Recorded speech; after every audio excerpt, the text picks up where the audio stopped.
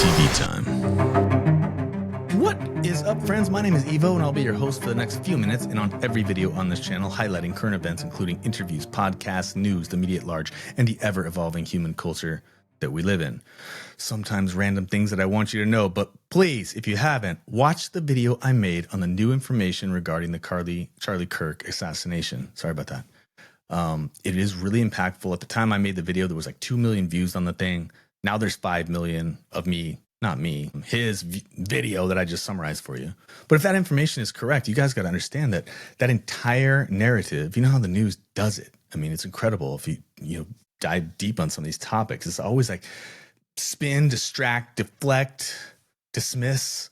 I mean, it's really all there ever is. The last thing is the truth. Believe me, something is very wrong with what's going on, meaning the alleged gay kid is behind bars for no reason, for example.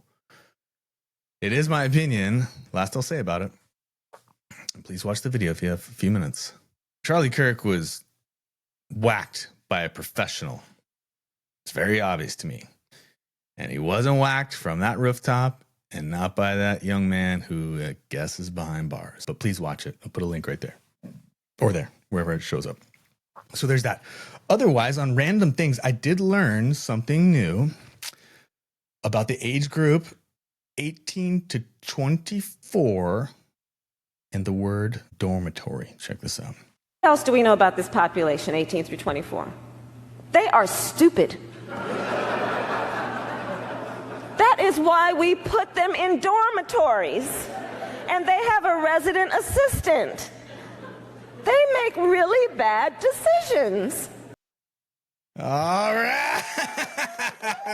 Yeah. Did you see the look on the woman's face like halfway through? She's like, what did she just say? And it's just like a smorgasbord of clips like that with her, the almost president of the United States. It's hard to believe she didn't make it all the way to the White House, isn't it?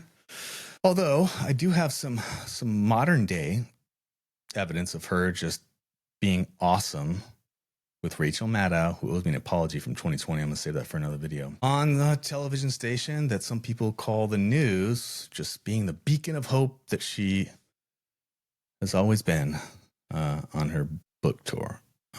That's all I'm going to say. Go. President to say that he couldn't be on the ticket effectively because he was gay. It's hard to hear. No. That's not what I said. That he couldn't be on the ticket because he is gay. My point, as I write in the book, is that I was clear that in 107 days, in one of the most hotly contested elections for President of the United States, against someone like Donald Trump who knows no floor, to be a black woman running for President of the United States and as a vice presidential running mate, a gay man, with the stakes being so high, it made me very sad, but I also realized it would be a real risk. Yeah. All right. I love that button.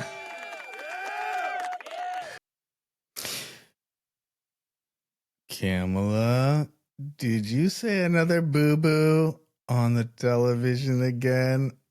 No. Yes, you did. No.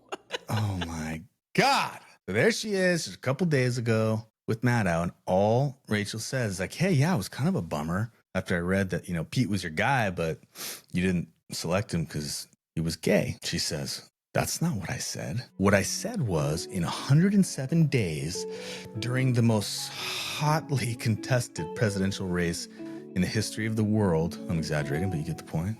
Really wasn't that hotly contested, but whatever. That I didn't choose Pete. Stay with me here. I didn't choose Pete because he was gay. All right. Yeah. This person was actually close to being president of the United States. And on this channel, in previous videos, I've referred to having like an out-of-body experience. And I watch stuff like that. I'm thinking to myself very sincerely, does Rachel go back in the green room after that to have her little break and sip on whatever she needs to get through the rest of the day lying about most things anyway. And she's thinking, wow, that's such a bummer that that's not the president of the United States of America. I love how, like, come on, always has to clarify. For the United States of America. Like, what were you running for? The United States of America. The United States. Yeah, that's what you're running for. Like, seriously? But is she thinking that? Or is she thinking, WTF, this woman is retarded? Yes, it's a crude word. Probably choose another one, but I think you see my point. It's like, this is not even debatable. And I'm like, people actually vote for this? They still think to this day that they'd be better off with that than the orange man, who's basically doing what he said he was going to do. Fix everything that was broken on purpose. It's a summary anyway. Oh, it's too good. Okay, I'm keeping it lighthearted for you guys today. So I went to my archives looking for anything, and I found a clip from Brandemic, Russell Brand's comedy tour, which is just awesome. Littered with F-bombs, though. I tried to delete some of them, and I was like, this is a lost cause. So just be aware that there's tons of F-bombs. Also suggestive language in there that is very inappropriate, but it's also really funny. So I'm going to leave you with that in case you need a laugh. Otherwise, if you're enjoying this video, make sure to leave a like for me, even subscribe if it feels right to do so, and I'll see you guys soon on the next one.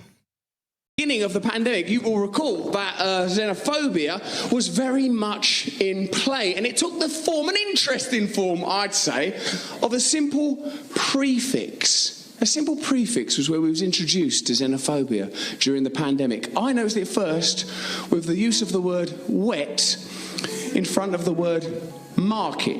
Right?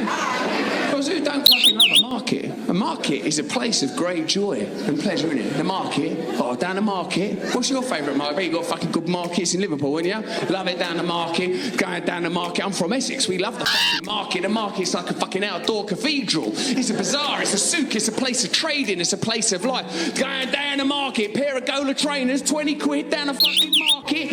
Love it. Fucking fruit and veg stand. Geezer doing this with a brown paper bag. Twiddling that round. Oh, fucking hell, you're a working class hero, mate. Will you be my new dad? I fucking love that, didn't you? Market, joyful place. But if you put the word wet in front of the word market, what the fucking hell's going on down there? What is a wet market? That sounds disgusting. Yeah. You know where this coronavirus come from, didn't you? Down the fucking wet market. Now, that's what's caused it. Now they're down the wet market. They're different than us over there. They've got fucking wet markets. What do you eat? Domino's, Burger King, McDonald's, fish and chips, stuff like that? Not these fuckers. They're down the wet market, eating bats all covered in cum, guzzling it down, crunching up little bat heads with all cum coming down in there. They're guzzling, smoking a fag while squatting, eating a bat all covered in cum. It's going to cause a fucking pandemic, isn't it? If you're eating a fucking bat, all smothered in cum, bat wing going in your mouth like that down there, guzzling it down the wet market, all slop and gunk all over the floor, fucking all bat cum dribbling down here. It's going to cause a fucking coronavirus pandemic. That's where it's fucking come from, them dirty parts down the fucking wet market. Yeah, but what? Well, it's just over here, the Wuhan Institute of Virology, where they're doing gain of function research on bat coronaviruses, where they're deliberately making bat coronaviruses more infectious. I mean, it's a bit of a coincidence, isn't it, that there is a Wuhan Institute of Virology where they're making bat coronaviruses more infectious, and that is the place where this pandemic started. Is it more than just a coincidence? Listen, they've got bats. They are fucking smothered in cum. They've got these little bamboo cages with fucking armadillo things in them. They ain't got a shell on. They're fucking eating that as well. Slimy little fucking fish with their eyes on their top. They're guzzling that down. There's cum going down their necks. They're crunching up the little bat. It's all foaming bat cum all coming out of their fucking mouth. There's spunk fucking everywhere up the wall. They're skidding about in that stuff. No, but isn't it at least possible that it came from this laboratory where DARPA, an American firm, are proven to invest, where the files from January 2019 were mysteriously deleted? Isn't it at least worth considering if even by accident it's possible that there was some sort of accident at that laboratory? Listen! How much fucking spunk on a fucking bat do you need before you start understanding science?